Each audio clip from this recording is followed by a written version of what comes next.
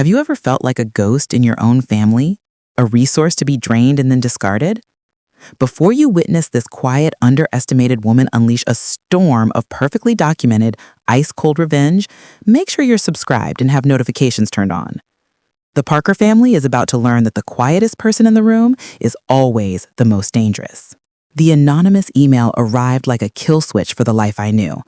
I was standing in my cramped rental apartment, surrounded by worn furniture, when my phone buzzed. Unknown sender. The subject line was a single, chilling sentence. They're using you. My finger hovered over the delete button, but a lifetime of waiting for the other shoe to drop made me open it. There was no message, just a video file. I hit play. My parents' living room filled the screen. My father, Gideon, in the leather recliner I'd bought him, my mother, Meryl, sipping wine, and my brother, Corbin, sprawled on the sofa like a prince. They were laughing, not the polite, strained laughter they reserved for me, but a raw, uninhibited joy. "She's so practical," my mother scoffed, the word an insult on her tongue. "She's actually planning to make us eat her dry turkey on Christmas Eve." Corbin roared with laughter. "Seriously? She has zero taste. Remember that awful painting she bought for the entryway? The painting that had cost me my new winter coat." Then my father raised his glass, his voice a conspiratorial whisper. "A toast to Rosie's bonus. Can't wait for Aspen." But it was Corbin's next line that stopped my heart. He lifted his glass, a cruel smirk on his face. "Just as long as the workhorse keeps pulling." Workhorse. The room spun. The pain wasn't a dull ache. It was a cold, clarifying rage. For 7 years, since my father's demotion, I had been the family ATM, the dutiful daughter, the responsible one. My paychecks had vanished into their mortgage, their car payments, their country club dues, my brother's endless art supplies that turned out to be an 8K television. I had sacrificed my own dreams, my own savings, my own life to keep them comfortable.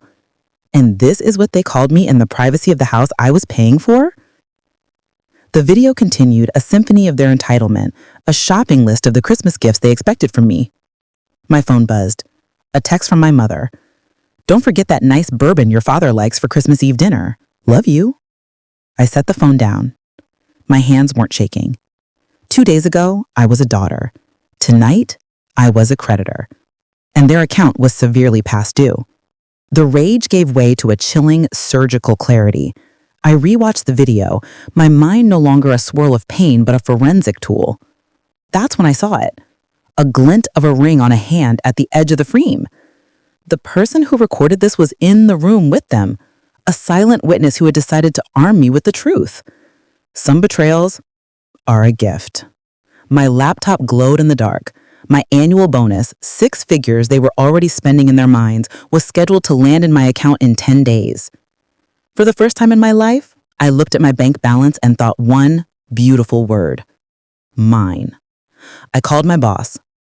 "I need to take my PTO," I said, my voice steady. "All 3 weeks, starting tomorrow." I didn't have a family emergency. I was the emergency. 20 minutes later, I had a first-class ticket to Jackson Hole, Wyoming, and a reservation for a suite at the Amangani. Then, the digital lockdown. I logged into my bank account and systematically executed a series of cancellations. The $2,500 monthly mortgage payment, my father's truck payment, my mother's country club dues, my brother's $1,000 allowance. The confirmation screens were a balm to my wounded soul. I changed every password. I rekeyed my apartment. My final call was to the caterer for the $1,800 Christmas Eve dinner I had ordered. "I need to change the delivery address," I said. "Fire station number 5 on Madison Avenue. It's a donation." As I packed, my phone buzzed. Another text from Mom, a reminder about a roof repair. I didn't reply. The workhorse had just broken free of her harness, and I was about to watch, from 1,500 miles away, as the whole damn wagon burned to the ground. The game has changed. The family ATM is permanently closed, and a storm is coming. If you are living for this ice-cold revenge, smash that like button and let me know in the comments, what do you think their Christmas Eve will look like now? I watched their Christmas Eve meltdown from a heated infinity pool in Wyoming, sipping mulled wine. The Grand Tetons, a majestic silhouette against the sky. I watched it all on my Ring camera app, their confusion turning to fury as they stood locked out of my apartment. My father pounding on the door, my mother making frantic, tearful calls to hospitals. For a full hour, their carefully constructed world of convenience crumbled in real time. When their rage was at its peak, I opened our family group chat and uploaded the video. The one where they mocked me. The one where they called me their workhorse. I followed it with a single text. Heard you wanted to go to Aspen. Hope this is entertaining. P.S. All auto payments were stopped 2 weeks ago. Good luck. I watched their faces on the camera feed as their phones chimed, as the truth detonated in their hands. Then I turned my phone off. The fallout was a slow, beautiful implosion. My father's truck was repossessed. Their house, which they couldn't afford without my support, went into foreclosure. Corbin, unable to pay his rent, had to move back in with them into a cramped 2-bedroom apartment. My Aunt Jessica was dispatched for a carefully orchestrated ambush in my office parking garage. "Rosalie, you need to be the bigger person," she pleaded, her face a mask of practiced concern. "They might lose the house." I looked her in the eye. "Thank you for your concern, Aunt Jessica. This is a private matter and it is handled." I got in my car and drove away, leaving her sputtering in my rearview mirror.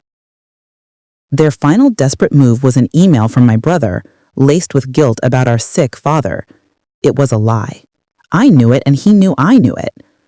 A week later, I was in a cafe when he approached me, his face a performance of contrition. He brought photos of our father looking pale and thin. He spoke of complications from a surgery I paid for years ago. "He needs another procedure, Camille," he said, his voice dropping. "Mom already told him you'd pay for everything." The slip was all I needed. I calmly called my father on speakerphone, his brother's face turning chalk as our dad's cheerful, healthy voice filled the cafe. "Surgery? No, the doctor just changed my blood pressure medication." Spencer fled, leaving a trail of shattered lies behind. The family that had once seemed so united against me was now fracturing, turning on each other now that their common enemy was gone. My revenge wasn't a single fiery act of confrontation. It was the quiet, methodical removal of the foundation they'd built their lives on. Me. They didn't fall because I pushed them. They fell because I simply stepped away and let gravity do the rest. Their lives had been a house of cards built on my sacrifice, and all I had to do to bring it all down was stop paying the bills. They say revenge is a dish best served cold. In this case, it was served with canceled auto payments and a first-class ticket to freedom. What do you think is the ultimate form of justice? Share your thoughts in the comments below. And if you believe in the power of quiet strength, subscribe for more stories where the underestimated